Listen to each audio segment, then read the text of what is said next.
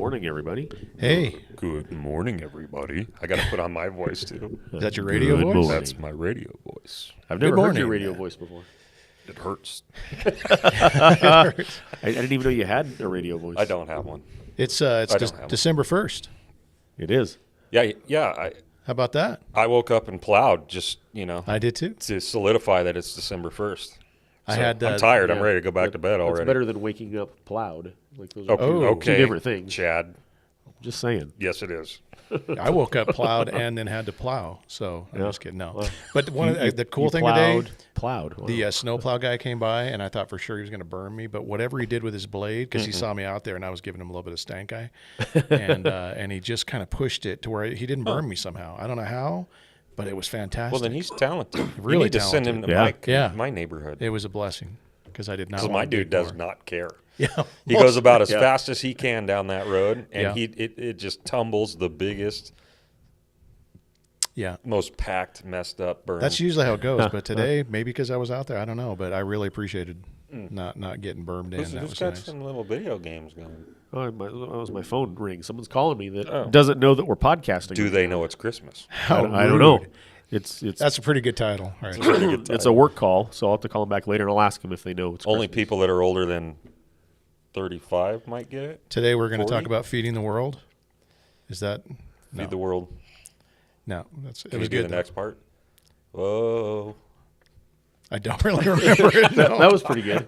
Do they know it's Christmas? Do you want to time? hear my singing At all? voice? Yeah, Chad? yeah. Well, I don't have one. Hit it. We're Does going through not- the voices I today. can't even fake that one.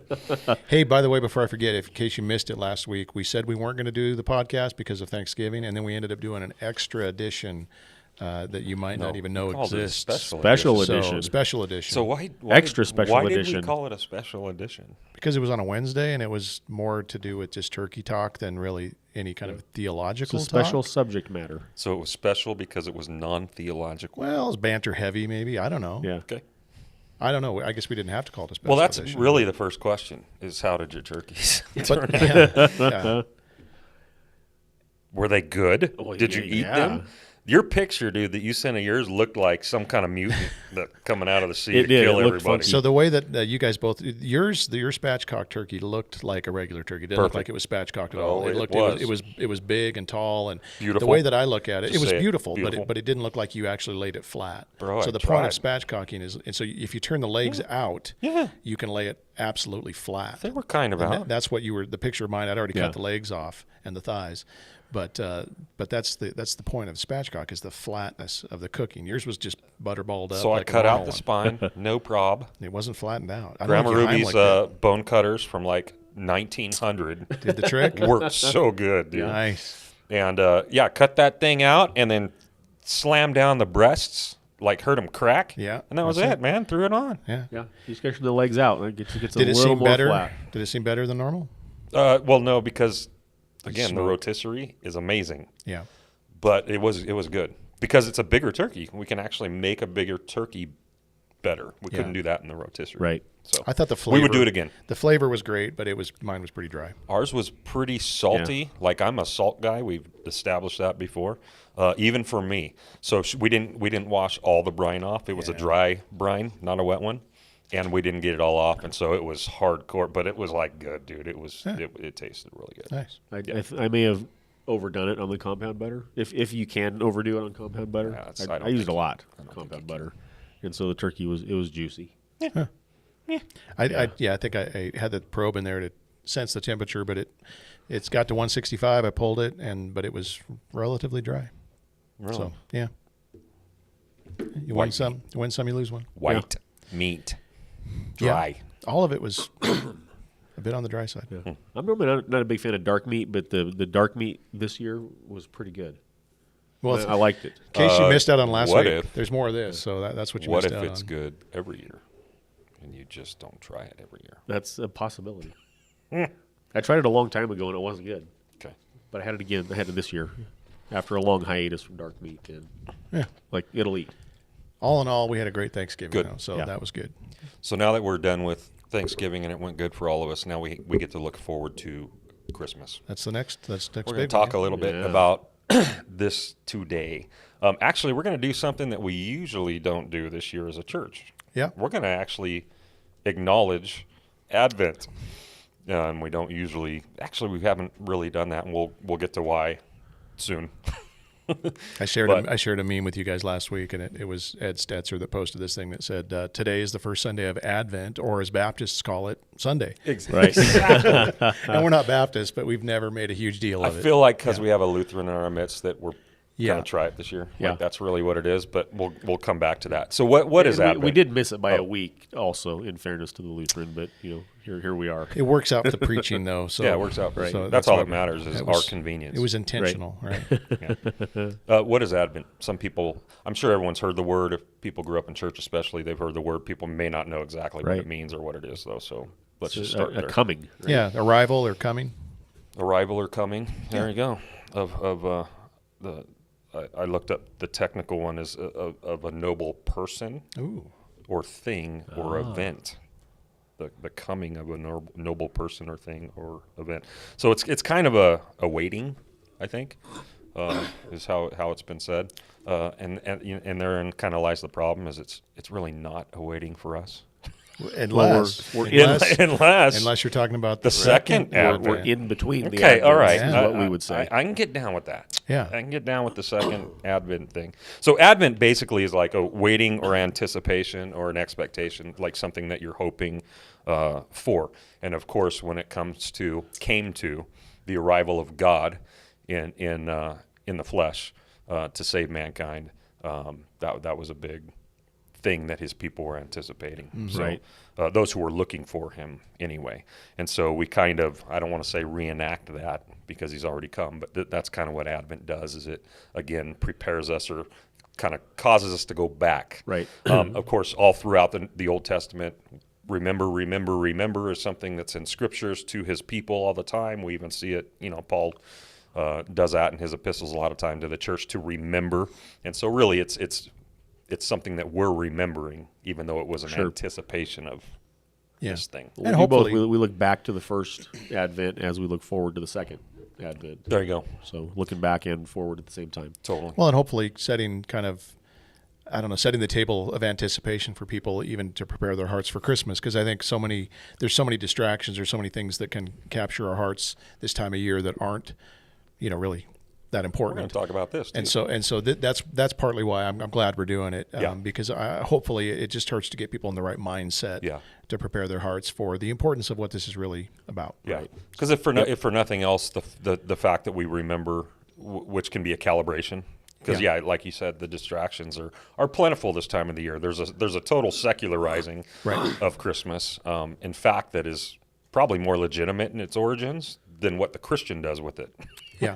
We've kind of just done what we do with everything. We take a date that was has pagan origins or secular origins and go, well, we're going to make this Christian. Right. We're going to redeem it. Yeah, exactly. Which we're actually going to talk about too. So why have we not? We've already kind of alluded to this, but let's just go into it. Why have we not always done the Advent thing here at the door? Because we're rebels. Because we're rad. Because we're rebels who Just don't say like it. to do things the way everybody else does them. No, for me, it's We hate tradition. there's something about kind of that rote tradition that, for me, reminds me of kind of the religion I was brought up in, Roman Catholicism, where you just did these things every year because they, that was, I don't know. So when I was looking expected. into this week, Yeah. almost everything that came up first for miles was all Catholic when it had to do with Advent.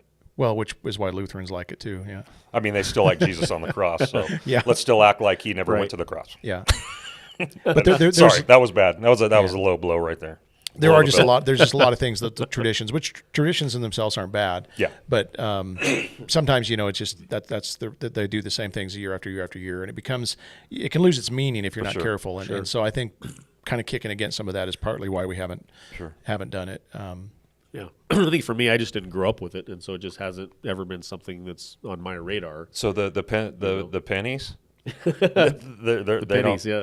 they don't do Advent. I don't think they normally do. At least the tradition I grew up in didn't. I'm assuming Figured that's it'd be true. another reason to get out of tambourine for 4 weeks. No, you don't need a reason to get out of tambourine there. There's, you can just bring it.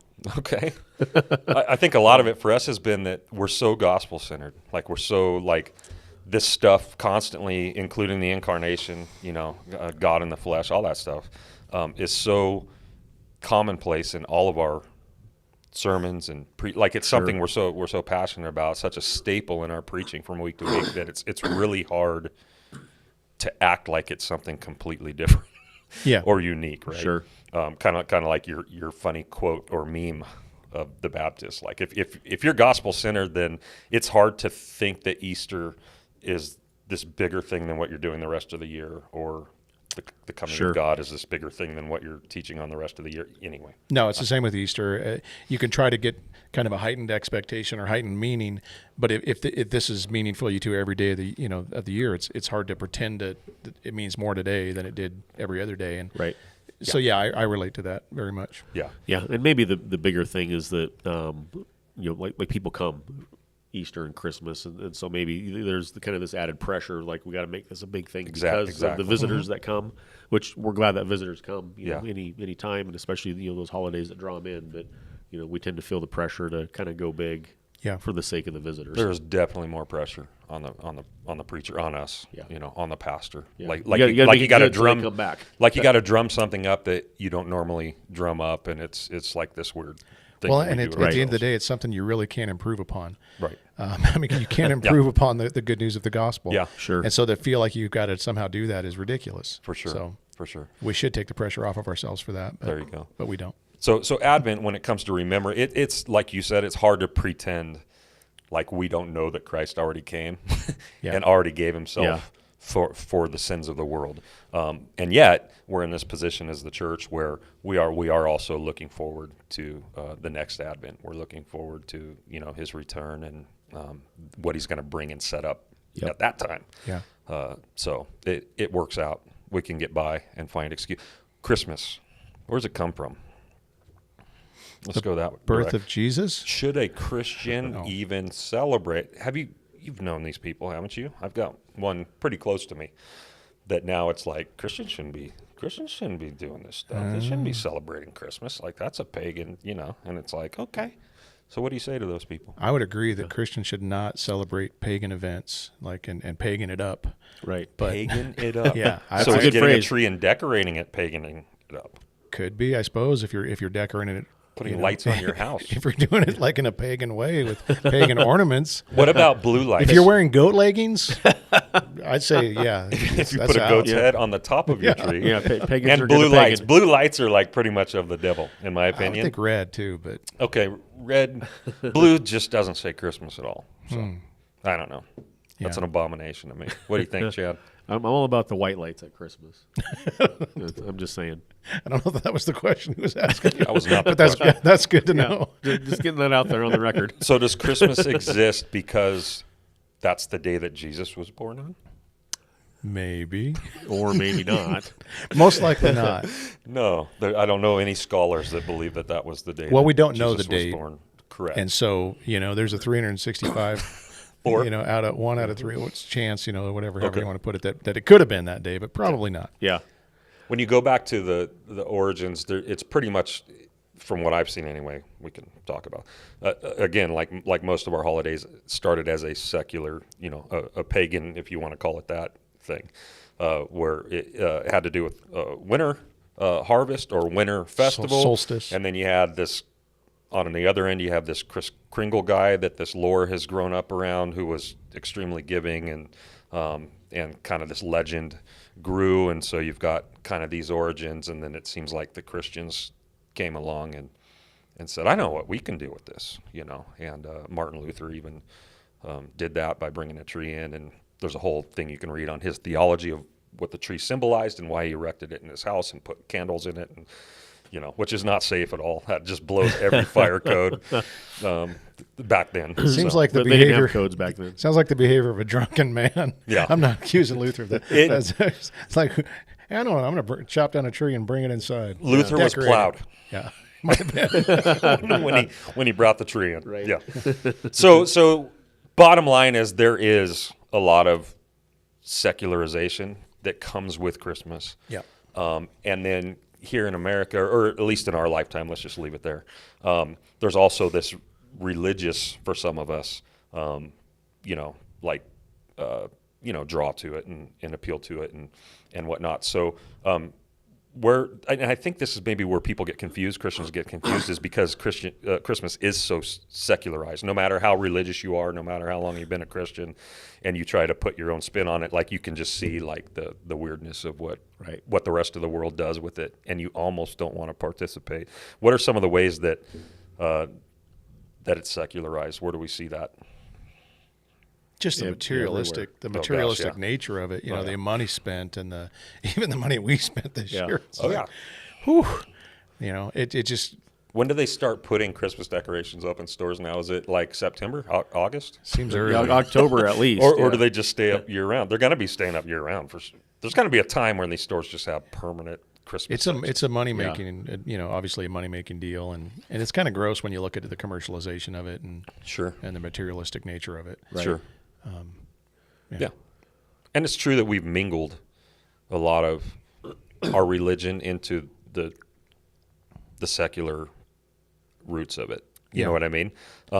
In ways I didn't even think of when I was a kid. But the older I get, I'm starting to think of these things. So like I'm thinking right now of like some of the songs, like the Christmas carols and the Christmas songs that we have. I'm going to read. You guys tell me what's wrong with this and what's right with this. Oh, boy. I'm gonna. You ready for a little what's wrong with this? Sure. What's right with this? Let's do it. All right. Let me put it in real quick. Waiting for. Are you going to actually play the tunes? Heck no, I'm not playing this. Are you going to sing them for us? I'm trying to find lyrics, and I should have probably had this up already. If this is Grandma got run over by a reindeer, I know what's wrong. Yeah, with there's it. something wrong with that. No. Although I did used to sing that with my grandpa when I was growing up. Oh, wow. Like I have fond memories of singing that with my grandpa. That's messed up. Yeah.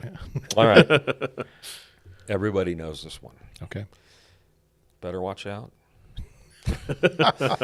Better not cry. Better not pout. And I'm telling you why. Santa Claus is coming to town. Yeah. He sees you when you're sleeping. Brent, you're jumping ahead. He's making a list first. Before he's peeping on you, he's making a list. He's checking it twice. He's got to find out who's naughty or nice. So now we're talking about being good, being bad, because Santa Claus is coming to town.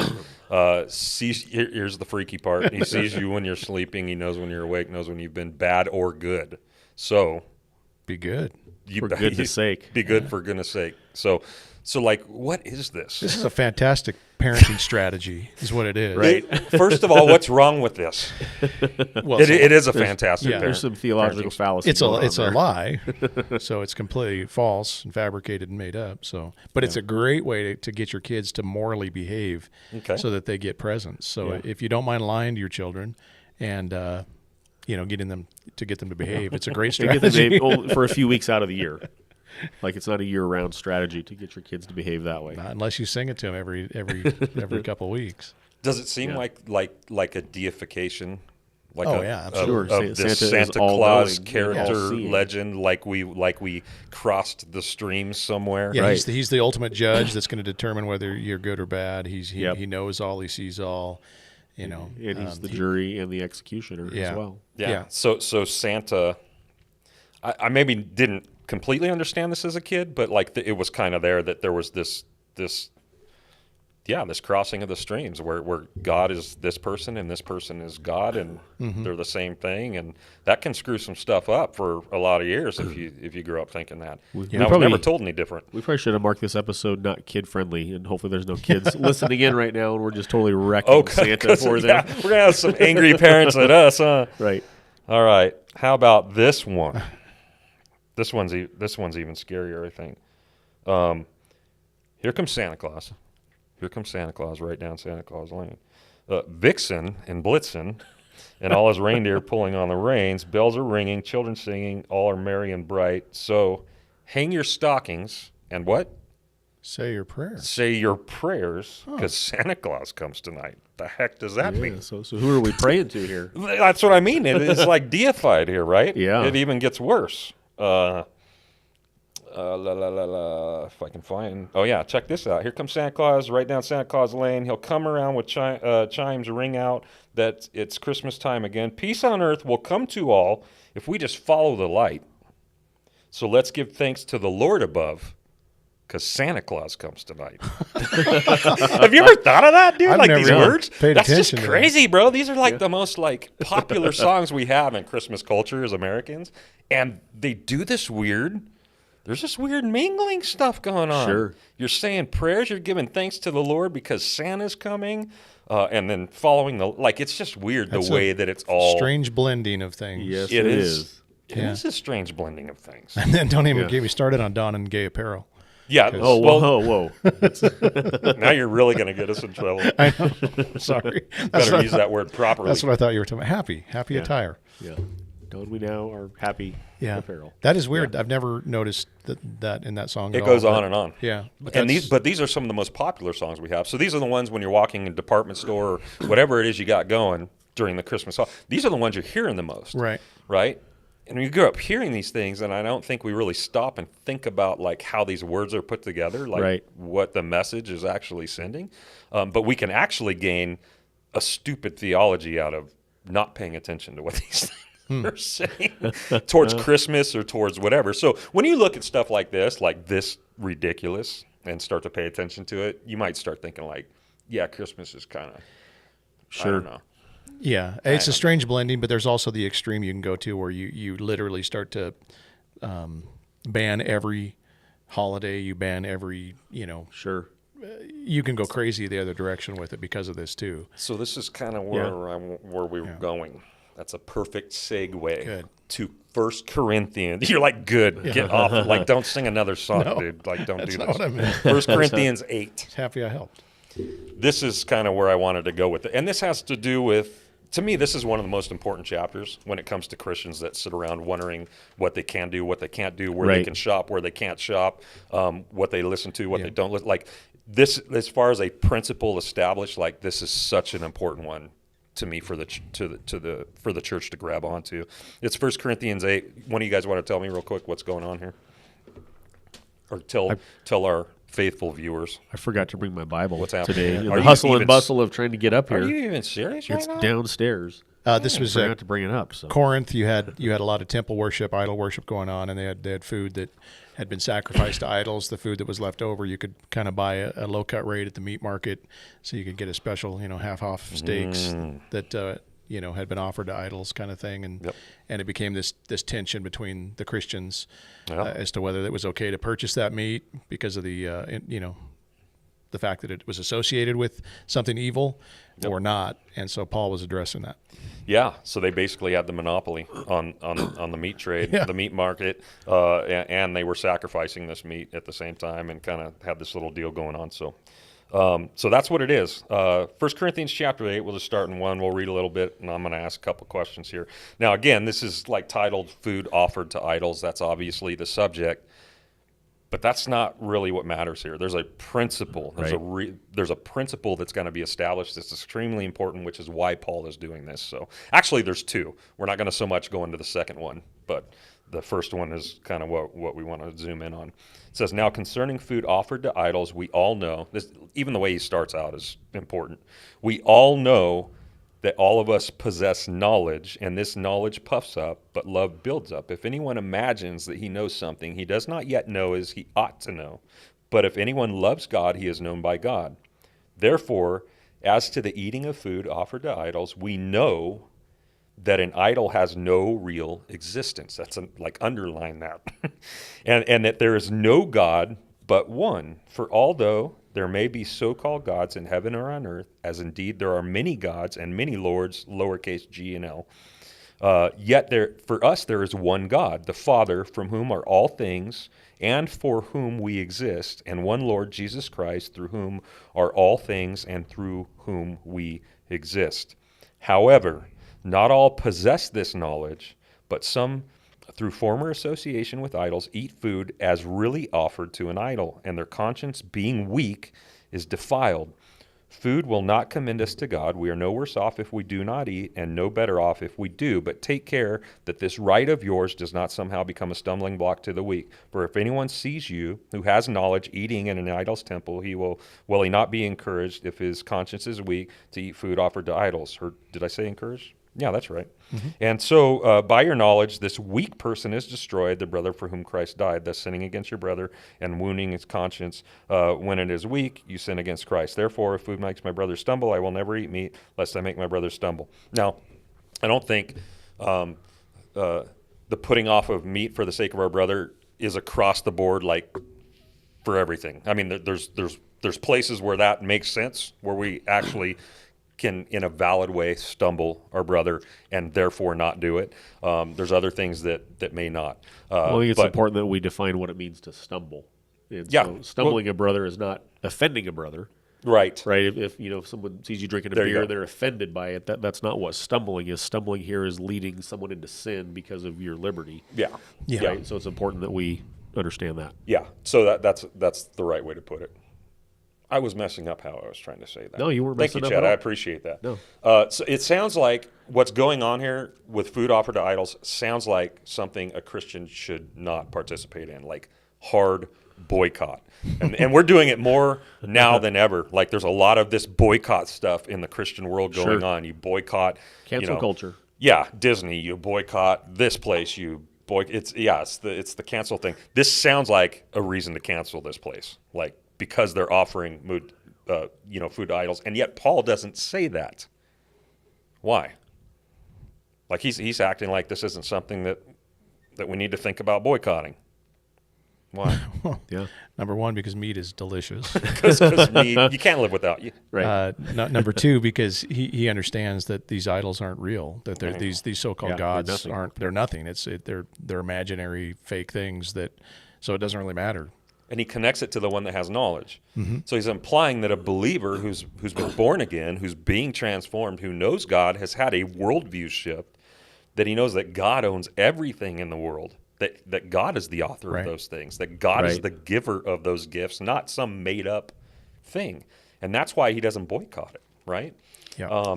And then he goes on to talk about a weak brother and basically implying a strong brother. And I want to ask you guys who is who and why. Because I think we can read through things like this a lot of times and assume without even stopping, Sure. like slowing down our reading to make the proper connections. And for years, I think people can actually have like a wrong view of even Sure. a passage like of who's who. So who's who and why? Well, I think here the weak brother is the one that doesn't have knowledge. It doesn't have the knowledge of the strong brother, but really we might say that the weak brother here is the more conservative brother, right? The one who's more stringent, more holy. legalistic, if you will. Yeah. Self-righteous, whatever the case may be. And the stronger brother is the one that has liberty Yeah. because of the worldview shift that's happened. There you go. Well, he starts this section out by talking about there's a knowledge that puffs up. Yes. There's this big-headed knowledge that that kind of eclipses the heart. Yeah. And so exactly what Chad's pointing out here is that there's times when you run into these people that they're just so concerned about everybody following the rules that they've, it's sacrifice over mercy, kind of Yes. like what we've been Yeah. talking about on Sundays right now. And you see this here. And it's frustrating because, again, there's nothing wrong with the meat because these gods aren't real. Now, if this were a real thing, Right. Right. then That's a yeah, game you, changer, you, sure. it's a game changer, but they're not. It's not a real thing. Right. Yeah. And So for the person that would decry that we're participating in pagan holidays and celebrating Christmas and Easter, or even doing a trunk or treat on Halloween, like that's the weaker brother in this passage. So that's exactly where obviously we're going with it. Like the principle here should not be lost on us. This is something that we all really need to understand as Christians, because we'll look at the one who denies himself from more, Right. and go, that's the spiritual one. Yeah. The Pharisees would do that. Yeah. Like, I don't do this, I do this. Like, I stay away from this, right? They're staying away from all these things, and they're patting themselves on the back as if that's a measurement of their spirituality and how spiritual they are. And I think we all think that way by default. Sure. But Paul's actually saying the opposite. He's actually saying there's liberty that the Christian has due to their faith, due to their knowledge of who owns everything and where it all comes from. Right. And it actually gives us free, it doesn't restrain us, it actually opens us up. Not to sin, Right. But to the liberty of enjoying God and more things than we think we're allowed to. Right. Yeah, if this were sin, Paul wouldn't be saying what he's saying. The point is that it's not. Right. One person might consider it sin because of a weak conscience or lack of knowledge or whatever it might be. But Paul is making it clear this isn't sinful. So it's not like you have a sinful choice and a non-sinful choice. And Right. That's not what we're talking about here. Right. I think Christians go that direction. That's not okay. Where it becomes sin is when you lead the weaker brother into sin with your liberty. And so if you know that a brother struggles with alcohol and you invite him over to your house and you have a beer in front of him, like that's probably not good. Agreed. probably not wise to do that Agreed. because you have the potential to lead this weaker brother into sin, and we've got to pay attention Right. to that. Yep. So maybe the thing in and of itself isn't sinful, but when we take our liberties too far without consideration for those whom we love, that's where it becomes a problem. Yeah. For sure. So concerning Christmas, what does this say? Because again, you got some Christians that are just straight up like, if you participate in this, like you know what I mean. And then you've got other people, even in the ridiculousness of the materialism and the lights and the glitz and the glamour and the stupid lyrics in the secular songs that we have going in the background of our house as we decorate our tree. Like what do you say to those people? Yeah. Put up a tree. Put up lights. So it's really Celebrate the day. So it's really a matter of conscience and faith Yeah. and knowledge, just like we're If talking you've got about. somebody, even we run into this with trunk or treat and Halloween and stuff. There are some Christians that their conscience is completely defiled. If they were to take part in that, they can't do it. And so, if you're convinced in your mind that you should not take part in that, don't take part in it. That's okay, but don't make that a law for everybody else to follow. That's good. There you go. Because for me, Christmas is, again, there are secularized things in Christmas that I don't appreciate. There are times when I'll admit I focus on the wrong things. Yeah. I get all that. But for the most part, Christmas is about Christ, and it's about our family coming together and remembering the gift that God has given us in the birth of his son. For sure. And if that's what you're doing, do it to the glory of God, That's great that we get to do that. We have that freedom. Yeah. Yep.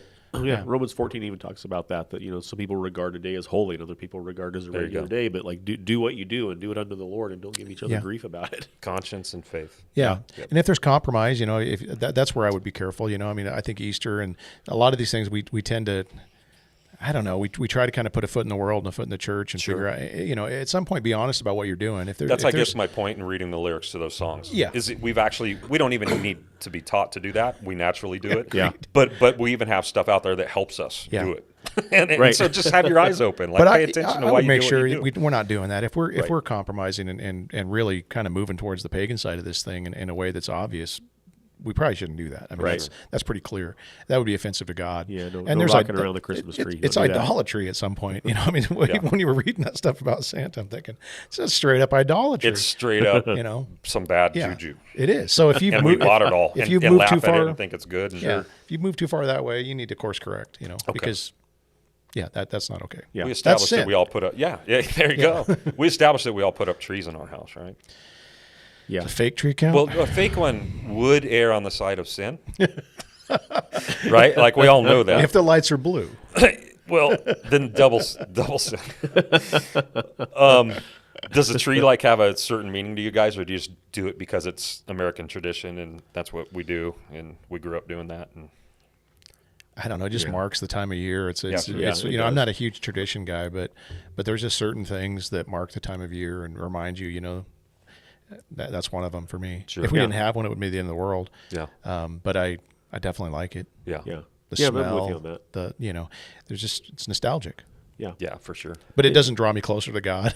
I don't think. I'll be honest. I don't think it does anything like that. I mean, the lights, I suppose you could. Yeah. But it's that time where you're spending it together with your family doing these things. You're creating For sure. kind of a bond in your family. That's, the kids. And the it houses grandkids. all the presents. And it does. Right. Not all of them, David. Not all of them. Holy moly. Yeah. No. Mine Yeah. has grown to have more of a significance. The tree, because the rest of the year, we have house plants and stuff in the house. Even people that have a problem with you cutting a tree and bringing it in the house probably have plants in their house that are live or stuff they brought in from the garden or whatever. So it's kind of a ridiculous thing. But this tree is a little different because it's a little bigger, takes up a prime spot in the house, right? And then it's lit up and decorated, and it has grown on me.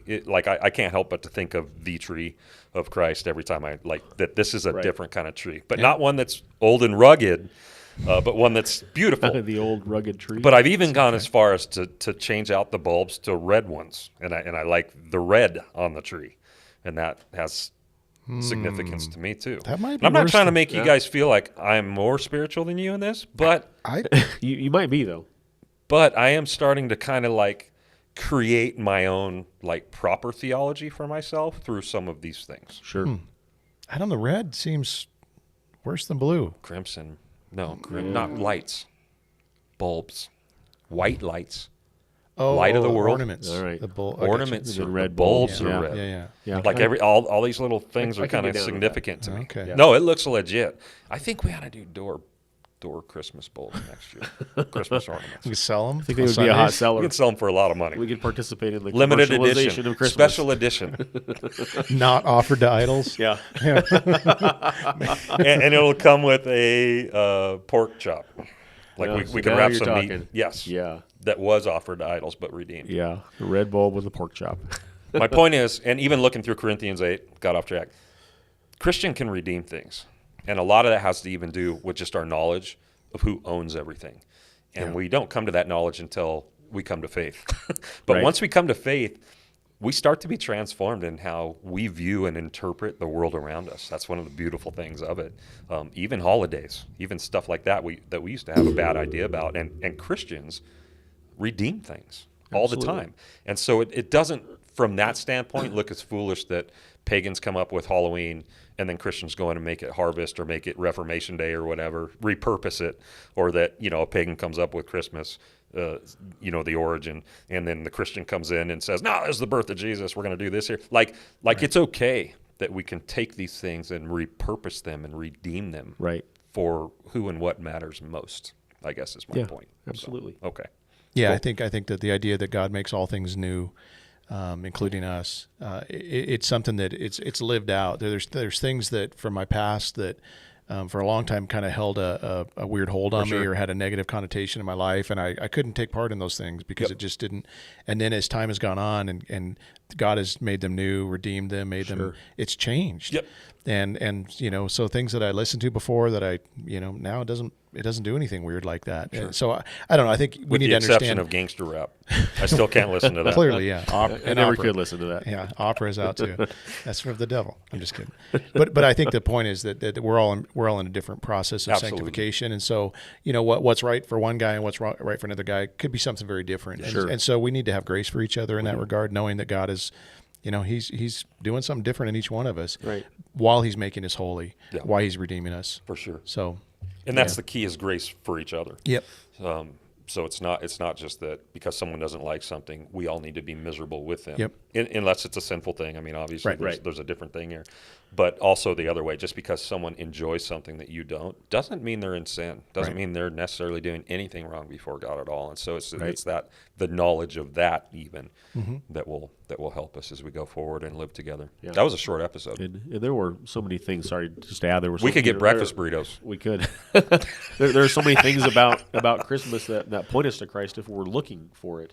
Even as weird as some of those song lyrics were, like Santa is a shadow, right? Like there's a better Santa in Christ. Like Christ gives, and we receive, and we give gifts to each other because God is a giver, and I mean there's all these things that if we're paying attention to them, that jump out at us that remind us of who Christ doubt. is and what He's done, Yeah. even in the secularization of the holiday Yes. season.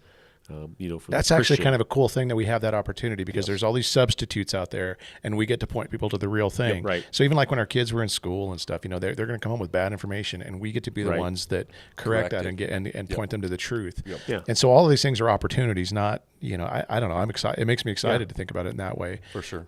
It's not like we can't have any fun or we just have to okay, let's shut it all down. Nobody can do anything good or fun and stay away from all that stuff. No, redeem it Yep. and point it to the one that it really the goodness of Christ. Yeah. Yeah. Yeah. So we're starting Advent this week. Yeah, both locations. You're starting. I'm in Lapine. Chad's here, and What subject are you teaching on for the first week of Advent? the priest, the priest. priestly role of Christ. So Jesus as priest. Yep. Okay. Yep. And then Chad, And I've got Jesus as prophet. prophet will be the second week of Advent. I'll have king Yep. the third week of Advent, and then Christmas Day will end on Servant. servant. Yeah, the aspect of Or Christ Jesus is as a our man, as one of us. suffering servant. Yeah. That's awesome. Yeah. So that's basically what we're looking forward to, and we're excited Yeah, to do it. So, absolutely. And we're looking back. Yeah, too. incredible thing to focus. Hopefully that gets people's hearts oriented in the right way for to think about what God has done for us through His Son Yeah. and giving us a prophet, priest, king, Yes. and a servant. Well, you've got these it's three noble, like very high things that He Yeah. is. Yep. That we start with, and then we actually put the punctuation on that Yeah. by this low thing Right. that He chose to become, which is actually the highest thing. Yeah. And so hopefully it works out, and I think we're all looking forward to it. So Yeah, make it'll sure be you good. show up for that and bring people for it. So Amen. cool. You guys want to bag on Christmas anymore? Anything else to bag on? We're all good. That was we're like the good. shortest episode we've ever done. We all should right. call this a special edition. Hey, Could be, This yeah. was a special edition. They're all special They're all- editions. I was special in told their own last way. week by somebody that they wished that they didn't have to wait a whole week between these. They wished that we did multiple of these. Wow. Duh. So Do we have that much to talk about? I don't know. Apparently, we're just that good at what we do. I don't know. That's It's evidenced by our 2 listeners, yeah. 2 viewers Is that that what we are have on it today? right now. There's 2 Our, right ten, now. our tens of listeners. Ching, Yeah. ching. Yeah, we got Don, our faithful, who is here. Hi, and, Don. And Jeff Woodruff is on today. I don't know if I've Jeff. ever seen Jeff make a comment on One Decent Pastor. So, up, yes, we got a couple people hanging with us today. Praying for you, Don. We heard we needed to, so we're doing that. Yep. Hope you're doing well. Yep. Yeah. Cool. Let's do it right now. Lord God, thank you so much for this time of the year. I thank you that you tell us to remember, and that's not just an empty thing when we do, but it actually fills us once again with hope and renews us in the right ways and centers us in the right ways on what you've already done, how great you've already shown yourself to be. And so we thank you for this time of the year and all that comes with it. Of course, for your Son, most the way that this thing ends by you coming in the flesh to redeem us, to do that thing for us, like Chad says that we could not do for ourselves, that we would not do for ourselves. And so we just thank you for taking the initiative to capture us and secure us in yourself eternally. And so I pray that there would be a lot of joy renewed again this time of the year in your people, a lot of hope, a lot of peace, a lot of gratitude towards you. And we thank you for this day today. We thank you for what we get to do here, the things that we get to talk about, and that we enjoy these things that we talk about. Lord, that's all due to you. And we thank you in Jesus' name. Amen. Amen. Amen. Thanks for joining us. We'll see you next time.